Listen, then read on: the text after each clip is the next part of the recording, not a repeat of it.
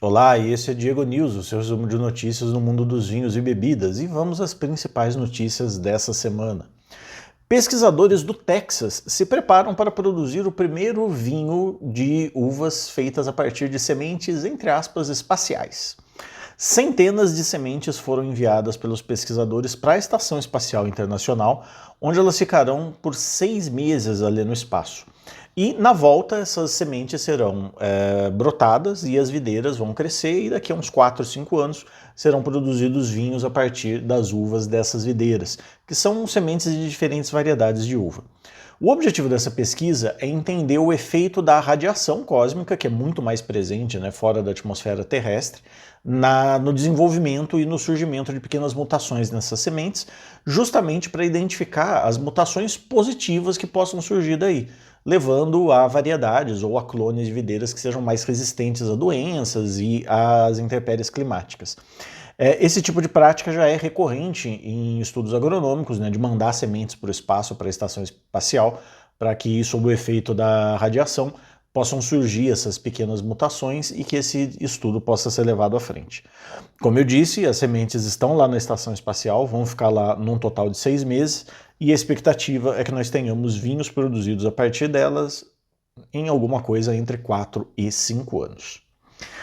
E a iniciativa Old Vine Registry, que foi fundada por alguns especialistas, entre eles a Jancis Robinson, com o objetivo de catalogar as vinhas velhas pelo mundo todo, criou agora um selo de identificação que poderá ser utilizado pelas vinícolas para certificar que o vinhedo daquela vinícola foi aceito nesse cadastro de vinhas velhas. Ou seja, é uma forma do produtor garantir para o consumidor que aquele vinho é feito de fato de vinhas velhas. Alguns países, como Portugal, por exemplo, têm normas específicas para definir o que são vinhas velhas, outros não, o que deixa isso meio no ar, o que vai ser a definição de vinha velha. Com os mais de 10 mil vinhedos que hoje são cadastrados no Old Vine Registry, a ideia é que isso permita uma maior valorização do trabalho desses produtores e maior preservação desses vinhedos. O selo contará ainda com uma indicação de idade, indicando se trata de um vinhedo com mais de 35, 50, 75, 100 ou 150 anos de idade. As vinícolas que já são cadastradas e que estejam interessadas pagarão uma taxa única, com validade permanente, para poder utilizar a etiqueta da Old Vine Registry nos seus rótulos, nos seus materiais promocionais, sites e tudo mais. E lá no Japão, o CEO da Japan Airlines, a JAL, cortou o próprio salário em 30% durante 2 meses por conta de um incidente envolvendo o consumo de bebidas alcoólicas. Mas as bebidas alcoólicas, no caso, não foram consumidas por ele, foram consumidas por uma comissária de bordo. A comissária de bordo foi pega num exame antes do voo, indicando que ela havia consumido bebida acima do limite permitido, o que levou a um atraso de 40 minutos no voo. Para os padrões japoneses, é um atraso imperdoável de 40 minutos.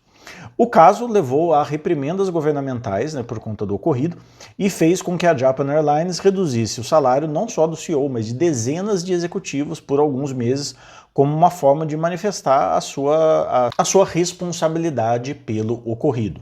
Como eu disse, as reduções de salários foram aplicadas como uma maneira de assumir essa responsabilidade para todos os altos executivos da empresa. E a Comexposium, que é proprietária da Wine Paris, que hoje é a principal feira de vinhos do mundo, que acontece anualmente em Paris, anunciou a mudança em definitivo da sua edição asiática para Hong Kong, passando agora a acontecer anualmente na cidade de Hong Kong. Desde a pandemia, a feira vinha acontecendo de forma alternada entre Hong Kong e Singapura, mas demanda dos expositores, com maior facilidade com hospedagens, custos menores para tudo, inclusive para contratar gente para montar stand, hospedagem, alimentação em Hong Kong, fizeram com que os expositores não quisessem mais expor em Singapura, o que levou a Comexposium a fazer essa mudança. Segundo a organização, Singapura é uma cidade que acaba sendo mais cara, com todos os produtos e serviços necessários para a feira, o que reduziu substancialmente esse interesse dos expositores, o que leva agora a essa mudança. A próxima edição da Vinexpo Ásia acontecerá agora em Hong Kong, entre os dias 8 e 10 de junho de 2027. E a França registrou em 2025 alta nas vendas dos produtos orgânicos, porém, entretanto, todavia, os vinhos tiveram queda. Duas importantes regiões puxaram essa fila negativa aí das vendas de vinhos orgânicos. Enquanto as vendas gerais de orgânicos no país tiveram uma alta de 3,6%, chegando a 12 bilhões e 600 milhões de euros, os vinhos tiveram uma queda de 2,4%, sendo que a região com a maior queda foi a região da Nova Aquitânia, que é onde está Bordeaux. A Nova Aquitânia teve uma redução de 13% no número de produtores orgânicos certificados e de 19% na área plantada certificada, seguida da Occitânia, a região onde está o Languedoc-Roussillon, com uma queda de 5% no número de produtores e 11% nos hectares.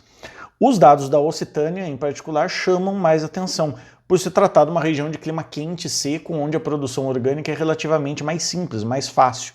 É uma região mais favorável à produção orgânica, sediando inclusive a maior feira de vinhos orgânicos do mundo, que é a Millésime Bio, em Montpellier. Os dados, segundo analistas, refletem mudanças que já vêm acontecendo há algum tempo, né? E essa mudança, essa redução no número de produtores orgânicos já vem acontecendo, com o consumidor menos disposto a pagar mais caro por vinhos certificados, o que acaba fazendo com que valha menos a pena para o produtor investir nessa certificação se aquilo for gerar mais custo de produção para ele. E a região da Champagne está em curso para ter a sua colheita mais precoce da história, com produtores já marcando o início oficial da colheita para o dia 15 de agosto, com algumas parcelas previstas para terem a colheita iniciada já no dia 10, por conta da onda intensa de calor que a gente vem vendo aí nas notícias que vem atingindo a Europa. Se confirmado, isso vai superar o recorde de 2020, em que a colheita foi iniciada no dia 17 de agosto, sendo que essa de 2020 tinha sido um dia mais cedo do que o recorde anterior de 2003, que iniciou no dia 18 de agosto. Naquele momento, 2013 era a primeira colheita em Champagne iniciada no mês de agosto, desde o ano de 1822, o que mostra de forma clara a subida das temperaturas. Foi mais de um século para acontecer isso uma vez, quase um século, mais de um século, perdão, e agora, num período aí de 20 anos, já é a terceira vez, um pouco mais de 20 anos, já é a terceira vez que a colheita vai começar no mês de agosto lá no Champagne.